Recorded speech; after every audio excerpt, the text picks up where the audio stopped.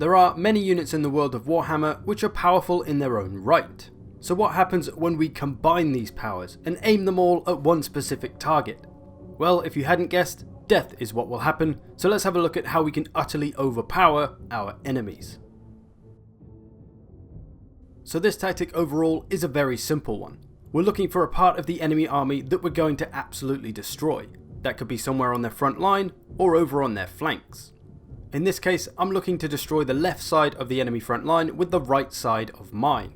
So at a glance, it may look like I have a relatively normal kind of front line, but I've actually packed the right side with a ton of killing power. I've got 2 units of sensor bearers who have armor piercing and can reduce leadership. I've got death runners who can reduce armor and have armor piercing damage, and then 2 units of rat ogres that are all going to hammer over to this one side and absolutely obliterate the left side of the enemy's front line. So whichever enemy units happen to be over here, they're going to have a lot to deal with.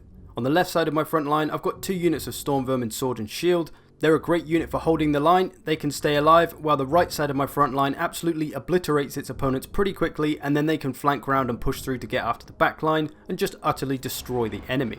So let's see how this plays out in action. So we're moving up. My sensor bearers are literally going to look for whoever's in front of them. In this case it's swordmasters and spearmen. Doesn't really matter if it's a losing matchup because we're going to add so much power to that side, it's going to become a winning matchup for us.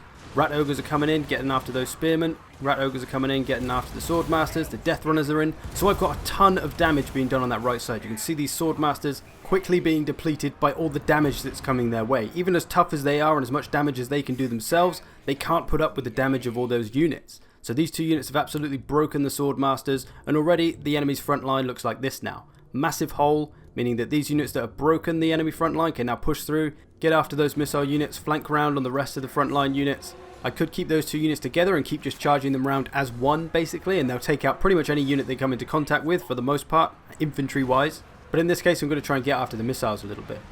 My storm vermin holding well, holding back this front line, allowing these little overpower groups plenty of time to get the job done, to churn their way through the enemies they're fighting, and then they can come around and help the storm vermin out with some flanking.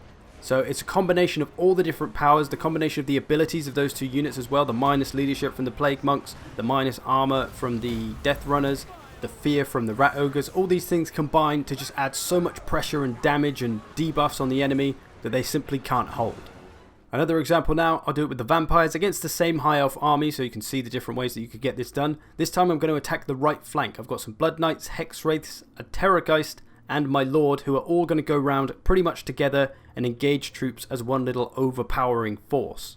Now all the high elves have on this side is 1 unit of dragon princes, who are a very powerful unit in their own right, but against all these units they're going to get absolutely slaughtered. I'm going to send my hex wraiths in. I'm going to use a magic buff on the melee attack of my hex wraiths, going to help do that extra damage, again just adding to that overpowering power of all these units. Bit of a pathetic blood knight charge there, but going to pour as much damage as we can into these dragon princes as quickly as possible so we can break them and move on to help the rest of the army. You see the dragon princes are broken there already, they're done for, and the enemy has also left another very valuable target for us, so we're going to get after that as he's right there. The enemy lord, we're going to focus him down with all these units here, and we're just going to overpower him super quickly. His health's going to fly down, he's routing, he's wavered, he's gone, and he's dead. He should have been pulled away, but we overpowered him quickly before he could get away, and that was it. And now these 3 units are free to charge around as a little group. Hex Wraiths, Blood Knights and Terrorgeist charging into those spears. They've routed them instantly. We can now charge them off somewhere else. Lots of terror being applied too. Again, all 3 of these units just going to pour damage into that unit, and they're going to break super quickly. So the combination of these 3 units pretty much can't be withstood by any single infantry unit. Same thing again now. Beastmen, I've got some spears protecting my left side. Bestigor up front. And then I've got an absolutely disgustingly brutal right hand side. I've got Minotaurs with shields, Minotaurs with great weapons, a gore ball, some Warhounds with poison. Poison very useful for helping bring the enemy down to size a bit and make them easier to deal with. And then 2 units of Centaurs with great weapons. That is a hell of a lot for any side of an army to deal with. In this case again it's only dragon princes. Going to engage them with the Warhounds to stop them charging anyone. Going to get some poison in on these dragon princes now, which is going to aid all our other units in bringing them down that little bit easier. 2 units of Centaurs coming in, 2 units of Minotaurs coming in, the Gorbel. Those dragon princes have literally no chance. Broken very, very quickly. Which, now that the left side of the enemy army is undefended, we're free to just come round and absolutely flank the crap out of them. So unless the High Elf army is able to commit a lot of melee units to this side to try and help out with this, there is no single unit or even 2 units that could withstand all this killing power from this Beastmen right side attack. So almost one at a time we can just take the units out with these few Minotaurs and Centaurs all together, and whatever enemy unit they face, that unit won't have enough time really before it gets routed to do any damage, so they stay in pretty good condition as well. I also had my Brave Shaman cast a buff on the Minotaurs to further increase their damage output and make them even more ridiculous.